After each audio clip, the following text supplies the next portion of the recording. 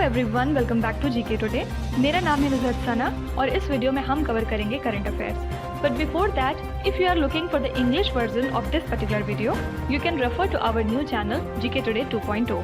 The link has been given in the description box, you can refer to it from there. इसके अलावा जो भी हमारे Hindi students हैं उनको मैं बता दूं कि ये questions GK today Android application में चल रही हमारी डेली 20 MCQ सीरीज 2022 से लिए गए हैं। इसलिए अगर आप इन क्वेश्चंस को टेक्स्ट फॉर्म में चाहते हैं इसके एक्सप्लेनेशन और क्विज के साथ, तो आप ज्वाइन कर सकते हैं हमारी इस डेली 20 MCQ सीरीज को, जो कि अवेलेबल है जीके टुडे एंड्रॉयड एप्लीकेशन पे। तो अब आपका ज़्यादा टाइम नहीं लेते हुए चलिए शुरू करते हैं। गुड मॉर्निंग एवरीवन, और इस वीडियो में हम कवर करेंगे 16th and 17th of January के मोस्ट इंपॉर्टेंट करंट अफेयर्स। देखिए, बहुत सारे बच्चों को प्रॉब्लम हो रहा था हिंदी और इंग्लिश का, तो अब हमने एक अल्टीमेट सोल्यूशन इसका ये निकाला है कि हमने एक नया चैनल क्रिएट कर लिया है नेम्ड एज जीके टुडे 2.0। तो अब जो भी बच्चे इंग्लिश में इस सीरीज़ को देखना चाहते हैं वो यहाँ पे जा सकते हैं, लिंक आपको डिस्क्रिप्शन में दे दी गई है। आप इसको फॉलो करिए, यहाँ पे आपको हमेशा इंग्लिश में कंटेंट मिलेगा, इसका प्रॉमिस है जीके टुडे की साइड से। और जो लोग हिंदी व्यूअर्स हैं, जो हिंदी में इस सीरीज़ को पढ़ना चाहते हैं, समझना चाहते हैं, वो यहीं पे स्टे करेंगे, ठीक है। ये वाली सीरीज़ अब हम लोग आगे हिंदी में लेके चलने वाले हैं, फाइन। तो आई होप कि अब कोई इशू नहीं होगा हिंदी और इंग्लिश का। तो प्लीज़ अब आप सिर्फ और सिर्फ पढ़ने पे फोकस करिए। देखिए, कंटेंट देना हमारा काम है, आपका काम है सिर्फ और सिर्फ पढ़ाई करना बहुत अच्छे से। एंड प्रॉमिस करिए अपने आप से कि आप 2022 में गवर्नमेंट जॉब लेके रहेंगे, fine. Apart from all this things, एक बार डिस्कस कर लेते हैं कि हम लोग करंट अफेयर्स कैसे पढ़ते हैं। सबसे पहले एक न्यूज़ आएगी, कोई भी 4 ऑप्शंस होंगे, उसमें से आपको सही आंसर बताया जाएगा, क्यों वो चीज़ न्यूज़ में थी इसके बारे में भी डिस्कस करेंगे। और उसके अलावा फॉर एग्जांपल जापान है या कुछ भी है, for example world economic forum है, तो और कौन सी बातें थी रिसेंट टाइम्स में जिस वजह से ये चीज़ें न्यूज़ में थी, इसको भी हम लोग पॉइंट्स में देखते हैं, ठीक है। तो इस तरह क्या होता है, आपका एक तो करंट भी तैयार होता चलता है, साथ ही जो 2-3 महीने के पुराने करंट अफेयर्स हैं वो भी आपके साथ साथ रिवाइज होते चलते हैं, ओके। तो यही तरीका होता है पढ़ाई करने का। जो भी आप पढ़ रहे हैं, ऐसा नहीं कि आज का करंट अफेयर्स पढ़ा तो सिर्फ आज का ही आपको याद है। जो पीछे का हो चुका है, जो हम ऑलरेडी पढ़ चुके हैं, कवर कर चुके हैं, उसको भी आपको साथ ही साथ लेके चलना होगा, फाइन। और इन सब के अलावा जीके टुडे आपको कंपाइलेशन भी देता रहता है टाइम टू टाइम। जो रेगुलर व्यूअर्स हैं वो जानते हैं कि हम मंथली कंपाइलेशन भी प्रोवाइड करते हैं। उसके अलावा हम कैटेगरी वाइज भी चल रहे थे कुछ दिन तक। तो जो भी आपको सही लगता है आप इस सबको फॉलो करिए। और अगर आप करंट अफेयर्स डेडिकेटेड होकर जीके टुडे से पढ़ते हैं तो आपको कहीं और जाने की बिल्कुल ज़रूरत नहीं है, फाइन। तो आपका कोई भी सजेशन है, फॉर एग्जाम्पल आप चाहते हैं कि मंथली कंपाइलेशन हमेशा आया करे या फिर वीकली कंपाइलेशन आया करे, या फिर आपको कैटेगरी वाइज पसंद है, तो प्लीज़ आप कॉमेंट में उसको लिख सकते हैं, हमें बता सकते हैं। हमें बहुत ज़्यादा खुशी होगी आपका फीडबैक जान के, okay. So now let's start. Question number 1. दरवाज़ा gas crater, also known as the gateway to hell, is located in which country? तो आपको पता होगा, ये अभी हाल ही में न्यूज़ में था। क्यों था? क्योंकि जो प्रेसिडेंट हैं तुर्कमेनिस्तान के, क्या नाम है उनका, गुरबांगुली, उन्होंने अभी हाल ही में ऑर्डर दिया है अपने एक्सपर्ट्स को कि वो कोई ऐसा मेथड निकालें जिससे कि इस आग को बुझाया जा सके, ठीक है। इस वजह से ये न्यूज़ में था, और ये कहाँ पे है, तुर्कमेनिस्तान में है। और ये एक्चुअली एक बहुत बड़ा नेचुरल गैस क्रेटर है, ठीक है। कहाँ लाई करता है, तो ये है कराकुम डेजर्ट में, और ये डेजर्ट एक्चुअली 260 किलोमीटर्स दूर है किससे, तुर्कमेनिस्तान की कैपिटल से। क्या नाम है उसकी कैपिटल का, अशगाबाद, ओके। और ये जो गैस क्रेटर है ये एक्चुअली 50 साल से इसी तरह जल रहा है, ठीक है। तो इसके अलावा अब साइड न्यूज़ कुछ देखते हैं। सबसे पहले यूनाइटेड नेशन और उसके जो भी पार्टनर्स हैं उन्होंने लॉन्च किया है इनका सबसे बड़ा कंट्री स्पेसिफिक अपील। किस कंट्री के लिए, फॉर अफगानिस्तान, क्योंकि हम जानते हैं कि अफगानिस्तान में काफ़ी प्रॉब्लम्स चल रही हैं इस टाइम पे। तो ये अपील किस चीज़ के लिए है, फॉर $5 बिलियन। एक्चुअली ये पैसा क्यों चाहिए, $5 बिलियन का हम क्या करेंगे। यूनाइटेड नेशंस इससे बेसिक सर्विसेज प्रोवाइड करेगी अफगानिस्तान में, क्योंकि वहाँ पे एक्चुअली 22 मिलियन लोग ऐसे हैं जो कि अभी ह्यूमैनिटेरियन हेल्प की नीड में है, मतलब उन्हें हेल्प की ज़रूरत है, ठीक है। तो यही रीज़न है कि यूनाइटेड नेशंस ने ये अपील की है। इसके अलावा कुछ दिन पहले हमने देखा था कि जो वेस्ट अफ्रीकन नेशंस हैं इन्होंने डिसाइड किया है कि ये बहुत जल्द अपना बॉर्डर बंद कर देंगे। किस कंट्री के लिए, माली के लिए। साथ ही साथ जो भी इनके डिप्लोमेटिक टाइज हैं उसको भी ये कट कर देंगे, और इकोनॉमिक सैंक्शन बहुत स्ट्रिक्ट लगा देंगे माली कंट्री के ऊपर। रीज़न क्या है, क्यों माली के ऊपर इतना ज़्यादा ही गुस्सा है, क्योंकि माली अपने इलेक्शंस को टाइम पे कंडक्ट नहीं करवा रहा है। ठीक है, ये डिले कर रहा है अपने इलेक्शंस को कंडक्ट कराने में, इस वजह से वेस्ट अफ्रीकन नेशंस इनसे खुश नहीं है। इसके अलावा हमने पढ़ा था वैक्सीन पास के बारे में। ये किस कंट्री से एसोसिएटेड है? ये फ्रांस का बिल है। देखिए, अभी बहुत से कंट्रीज में ऐसा चल रहा है कि आपके पास राइट है कि आप वैक्सीन लगवाएं या फिर ना लगवाएं, ठीक है। तो लेकिन हुआ क्या है, फ्रांस में अभी हाल ही में 3 लाख कोविड केसेस आए थे। इस वजह से फ्रांस ने ये डिसाइड किया है कि वो इम्पोज करेंगे, मतलब एक तरह से कंपल्शन लगाएंगे कि अब हर इंसान का वैक्सीन लगवाना मस्ट है, अदरवाइज आप पब्लिक प्लेसेस में नहीं जा सकते हैं, ठीक है। तो इस वजह से वहाँ के लोगों में एक तरह का गुस्सा है, क्योंकि उनका right of being unvaccinated exploit हो रहा है, ऐसा वो मानते हैं, ठीक है। और इसके अलावा हमने देखा था कि ये सिमिलर प्रोटेस्ट और कहाँ कहाँ पे हुए हैं? जर्मनी में हुए हैं, इसके अलावा इटली में, ठीक है। एक और न्यूज़ कवर कर लेते हैं छोटी सी। हमने देखा था कि कॉम्पिटिशन कमीशन ऑफ इंडिया, जो CCI होता है, इसने अभी हाल ही में प्रोब रिलीज किया था किसके अगेंस्ट? गूगल के अगेंस्ट। क्यों? क्योंकि ऐसा माना गया था कि गूगल जो है वो अब्यूज कर रहा है अपनी डोमिनेंट पोजीशन को लेके। तो अगर कमीशन की बात माने तो इनके अकॉर्डिंग इनका कहना है कि गूगल ने वायलेट किया है सेक्शन 4 किस चीज़ का? Competition act of 2002। ओके, देखिए बीच बीच में मैं बहुत सारे क्वेश्चंस भी पूछती रहूँगी। इसके अलावा लास्ट में 5 क्वेश्चंस की क्विज आपको दी जाती है, तो आप जितना ज़्यादा हो सके कमेंट्स में पार्टिसिपेट करिए, इससे आपकी भी नॉलेज ग्रो करेगी और दूसरों की भी। ओके, तो एक क्वेश्चन आपके लिए यहाँ पे ये है, आपको मुझे ये बताना है कि CCI ने हाल ही में किस टेक जायंट के ऊपर पेनल्टी लगाई थी, कितने की? 202 करोड़ रुपए की। क्यों? क्योंकि वो अपने फैक्ट्स को छुपा रहे थे और गलत चीज़ें प्रेजेंट कर रहे थे। तो please answer me in the comments. Next question पे आते हैं। Western disturbance which was seen in the news recently is associated with what? क्या होता है वेस्टर्न डिस्टर्बेंस, आपको ये बताना है। तो एक्चुअली ये एक तरह का एक्स्ट्रा ट्रॉपिकल स्टॉर्म होता है, मतलब एक तरह का तूफान होता है जो कि ओरिजिनेट कहाँ से होता है? मेडिटेरेनियन रीजन से। ओके, और याद रखिएगा कि वेस्टर्न डिस्टर्बेंस ही रीजन होता है किसका? जो ठंड में बारिश होती है उसका। कहाँ पे? नॉर्दर्न पार्ट जितने भी हैं इंडियन सब कॉन्टिनेंट में, वहाँ पर। तो हाल ही में क्या हुआ है, इंडियन मेट्रोलॉजिकल डिपार्टमेंट ने ये प्रेडिक्ट किया है कि एक बहुत इंटेंस वेस्टर्न डिस्टर्बेंस अफेक्ट करेगा हमारे नॉर्थ वेस्ट इंडिया को, जिसकी वजह से बारिश होगी।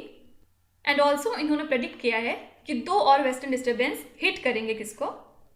हमारे नॉर्थ वेस्ट इंडिया को, साथ ही साथ जो वेस्टर्न एरिया है हिमालयन रीजन का, उसको भी कुछ दिनों तक। ओके, तो ये टर्म आपका किस रिलेटेड है, आपसे ये पूछा गया था, तो ये एक्चुअली मेट्रोलॉजी से एसोसिएटेड है। ओके, इसके अलावा याद रखिएगा प्रोफेसर रघुवेंद्र तनवार अपॉइंट किए गए हैं किस पोजीशन पे? As a chairman of Indian Council of Historical Research. कितने दिनों के लिए? For a period of 3 years, या फिर जब तक और आगे कोई ऑर्डर नहीं आ जाता है, ठीक है। तो ये काउंसिल क्या करती है? एक्चुअली इनका काम है, ये डायरेक्शंस बताते हैं किस लिए? हिस्टोरिकल रिसर्च के लिए, और इनकरेज करते हैं कि ज़्यादा से ज़्यादा राइटिंग्स की जाएं हिस्ट्री के ऊपर। और याद रखिएगा कि ये जो काउंसिल है ये किसके अंडर वर्क करती है? तो आंसर है मिनिस्ट्री ऑफ एजुकेशन। इसके अलावा एक पेड़ है रेड सैंडर्स, जो कि ज़्यादातर पाया जाता है आंध्र प्रदेश में। हाल ही में इसको IUCN ने इंडेंजर्ड कैटेगरी में इंक्लूड किया है। तो ये एक तरह की ट्री स्पेशीज है जो कि एंडेमिक है eastern Ghat mountain range of south India में। फाइन, एक और न्यूज़ कवर कर लेते हैं। हमने पढ़ा था अबाउट द क्वाड्रेंटिड्स। क्या है ये? एक तरह का मीटियर शावर था जो कि एक्टिव था कब से कब तक? 28 दिसंबर से लेके 12 जनवरी तक। क्या खास बात थी इसकी? एक्चुअली जितने भी मीटियर शावर्स होते हैं वो यूजुअली ओरिजिनेट कहाँ से होते हैं? कॉमेट से। लेकिन ये एक ऐसा मीटियर शावर था जो कि ओरिजिनेट कहाँ से हुआ था? एक एस्ट्रॉइड जिसका नाम है 2003 EH1, उससे। ओके, इसलिए ये इंपॉर्टेंट हो जाता है। तो आपसे पूछा जा सकता है कि अभी हाल ही में जो मीटियर शावर हुआ था उसका क्या नाम था? तो ये नाम थोड़ा सा याद रखिएगा। फाइन, नेक्स्ट क्वेश्चन पे आते हैं। Who is the first black woman to appear on US coin? तो जो US कॉइन होते हैं उसमें अभी सबसे पहली ब्लैक वुमन कौन है जिनको मिंट किया गया है? तो आंसर है माया एंजेलियो। ये एक्चुअली एक पोएट थी, साथ ही साथ एक एक्टिविस्ट भी थी। देखिए, जब भी कभी आपके क्वेश्चन के साथ फर्स्ट या लास्ट अटैच हो जाता है तो वो क्वेश्चन अपने आप में बहुत ज़्यादा इंपॉर्टेंट हो जाता है, ठीक है। तो ये कॉइन एक्चुअली पार्ट है किसका? अफ्रीकन वुमन क्वार्टर्स प्रोग्राम का। और एक्चुअली लास्ट 90 ईयर से क्या हो रहा था, जो यूएस कॉइन होता था उसमें एक साइड पे जो फर्स्ट यूएस प्रेसिडेंट हैं जॉर्ज वॉशिंगटन, उनकी तस्वीर होती थी और दूसरी साइड एक ईगल का फिगर होता था, ठीक है। लेकिन अब यूएस ने डिसाइड किया है कि वो 2022 से लेके 2025 के बीच में 5 डिफरेंट फीमेल पर्सनालिटीज़ को मिंट करेंगे जिन्होंने कंट्रीब्यूट किया है बहुत ज़्यादा यूएसए को। ओके, तो फर्स्ट उनमें से कौन है? माया एंजेलिन। आई होप आपको चीज़ें बहुत ईजिली समझ में आ रही हैं। अब यूएसए की बात करें तो याद रखिएगा कि ये पहला ऐसा कंट्री है जिसने हाल ही में सक्सेसफुली एक ह्यूमन हार्ट ट्रांसप्लांट किया है। किससे? From a genetically modified pig. मतलब एक पिग के दिल से ह्यूमन का हार्ट जो है वो ट्रांसप्लांट किया गया है। ये पहली ऐसी सक्सेसफुल सर्जरी है और यूएसए की अचीवमेंट है, ठीक है। और यूएसए इसलिए भी न्यूज़ में था क्योंकि ये 101st कंट्री बन चुका है हमारे इंटरनेशनल सोलर अलायंस को ज्वाइन करने के लिए। हेडक्वार्टर कहाँ है आईएसए का? गुरुग्राम, हरियाणा में। और इसके अलावा अभी पिछले लेक्चर में हमने पढ़ा है कि 102nd कंट्री जो कि लेटेस्ट कंट्री है ज्वाइन करने की इंटरनेशनल सोलर अलायंस को, वो कौन है? ये कैरेबियन नेशन है, एंटीगुआ एंड बारबुडा, ठीक है। ये क्वेश्चन बहुत ज़्यादा इंपॉर्टेंट है। इन सब चीज़ों के अलावा याद रखिएगा कोची सिटी जो कि केरला की है, वो पहली ऐसी सिटी बन चुकी है जहाँ पे वाटर मेट्रो प्रोजेक्ट शुरू किया गया है, ठीक है। एम क्या है इस प्रोजेक्ट का? ये डेवलप करेंगे इंटीग्रेटेड वाटर ट्रांसपोर्ट सिस्टम को 15 आइडेंटिफाइड रूट्स पे। Okay, question number 4, Daniel Ortega sworn in as which country's president for his 4th consecutive term. तो डेनियल ऑर्टेगा कौन सी कंट्री के प्रेसिडेंट फिर से बन गए हैं? एक्चुअली फिर से प्रेसिडेंट बन गए हैं the central American country Nicaragua के 4थी बार लगातार, ठीक है। और ओर्टेगा की जो गवर्नमेंट है ये पावर में है 2007 से। फाइन। इसके अलावा कुछ अपॉइंटमेंट देख लेते हैं जो कि बहुत इंपॉर्टेंट है। याद रखिएगा अली खान स्माइलोव ये कौन सी कंट्री के नए प्राइम मिनिस्टर बन गए हैं? कजाकिस्तान के। और कजाकिस्तान के प्रेसिडेंट कौन है? कासिम जोमार्ट तोकायेव, ठीक है। देखिए हर कंट्री का प्रेसिडेंट और प्राइम मिनिस्टर याद रखना आपके लिए मस्त नहीं है और ऑब्वियसली कोई भी एक नॉर्मल इंसान याद रख भी नहीं सकता है। लेकिन जो लोग न्यूज़ में रहेंगे, जैसे अब इसके प्राइम मिनिस्टर की बात हो रही है यहाँ पे, तो ये न्यूज़ में है, हो सकता है आपसे प्रेसिडेंट के बारे में पूछ ले क्योंकि इन्होंने अपॉइंट किया है प्राइम मिनिस्टर को। तो जो भी कंट्रीज न्यूज़ में रहेंगी बस वही आपको अपने एग्जाम के लिए याद रखना है, ठीक है। इसके अलावा डेविड सैसोली जो कि प्रेसिडेंट थे यूरोपियन पार्लियामेंट के, ये अभी हाल ही में एक्सपायर कर गए हैं, इनका निधन हो चुका है। और यूरोपियन पार्लियामेंट का हेडक्वार्टर कहाँ पे है?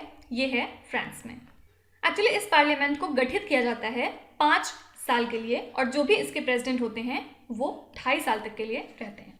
तो जो यूरोपियन पार्लियामेंट है ये one of the 3 legislative branches है यूरोपियन यूनियन की और यूरोपियन यूनियन की 7 इंस्टीट्यूशन में से एक है। फाइन। इन सब चीज़ों के अलावा याद रखिएगा farmer RBI governor mister Urjit Patel बन गए हैं vice president of Asian infrastructure investment bank, ठीक है। और इस बैंक का हेडक्वार्टर कहाँ पे है? बीजिंग, चाइना में। कुछ दिनों पहले हमने पढ़ा था सबा अल खालिद अल सबा, ये इनका पूरा नाम है एक्चुअली, ठीक है। ये नए प्राइम मिनिस्टर बन गए हैं किसके? कुवैत के। ऑल्सो सेंटर ने री अपॉइंट कर दिया है विजय पॉल शर्मा को किस पोजीशन के लिए? As a chairman of CACP। CACP क्या है? Commission for Agricultural Cost and Prices, ठीक है। और गवर्नमेंट ऑफ इंडिया ने एक्सटेंड किया है किसका टेन्योर? नवरंग सैनी का। कौन है ये? ये हैं इंटरिम चीफ किसके? IBBI के। IBBI stands for insolvency and bankruptcy board of India. तो 3 और महीनों के लिए इनका टेन्योर एक्सटेंड किया गया है। तो अब ये कब तक रहेंगे चेयरपर्सन? टिल 5 मार्च 2022। अब आपको मुझे ये बताना है कि अभी हाल ही में नए chief economist of international monetary fund कौन बनाए गए हैं? Question number 5, Orang National park is located in which state और यूनियन टेरिटरी। कहाँ पे है ये पार्क? हमने इसके बारे में पढ़ा है एक्चुअली। पहले इसको किस नाम से जाना जाता था? Rajiv Gandhi Orang National Park. और ये कहाँ पे लाई करता है? असम में।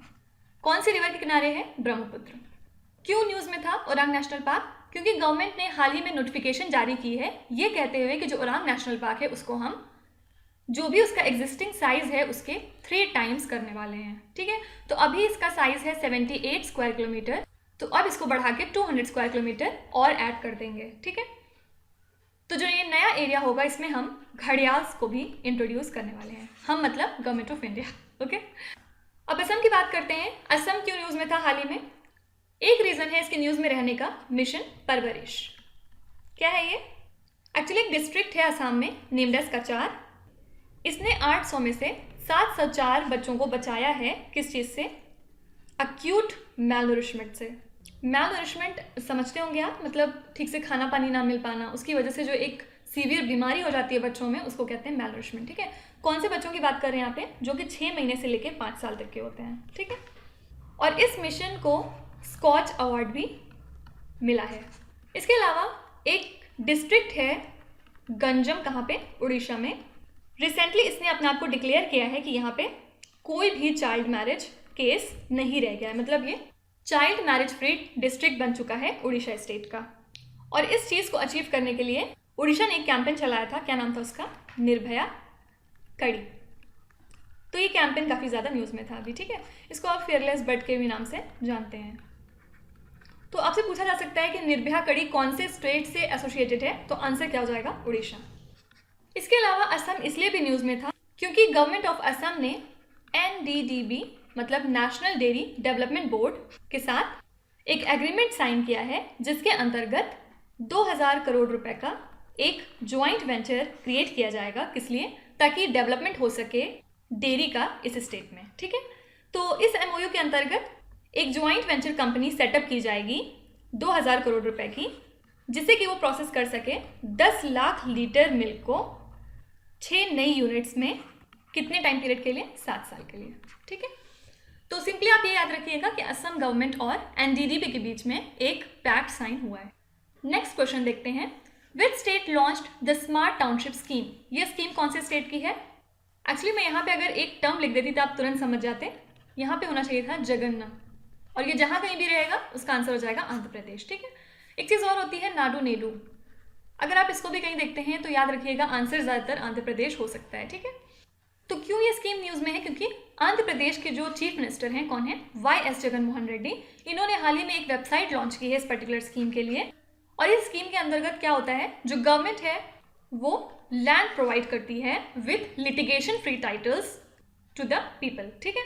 तो स्टेट गवर्नमेंट ने ऑलरेडी डिस्ट्रीब्यूट कर दिए हैं 31 लाख हाउस, किसको? मिडिल क्लास फैमिलीज को।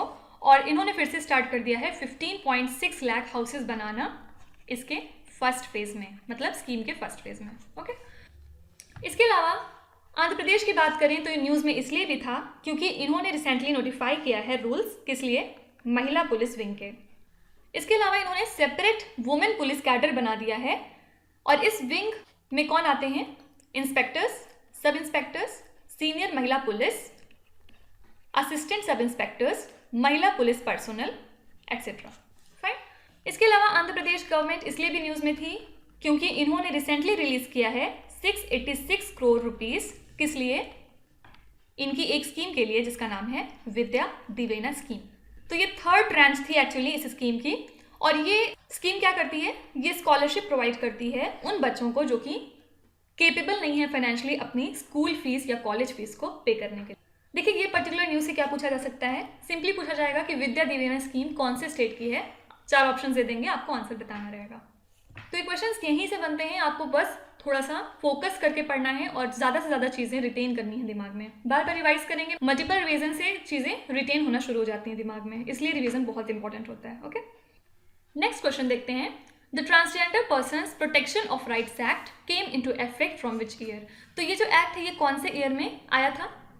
तो ये एक्ट आया था 2020 में। तो अब क्यों न्यूज़ में है ये? क्योंकि मिनिस्ट्री ऑफ होम अफेयर्स ने अभी हाल ही में प्रिजन अथॉरिटीज़ को कहा है कि वो सेपरेट फैसिलिटीज़ बनाएं। किसके लिए? ट्रांस मैन के लिए, साथ ही साथ ट्रांस वुमेन के लिए। क्यों? ताकि उनका जो राइट टू डिग्निटी है, राइट टू प्राइवेसी है, वो सेफ गार्ड हो सके।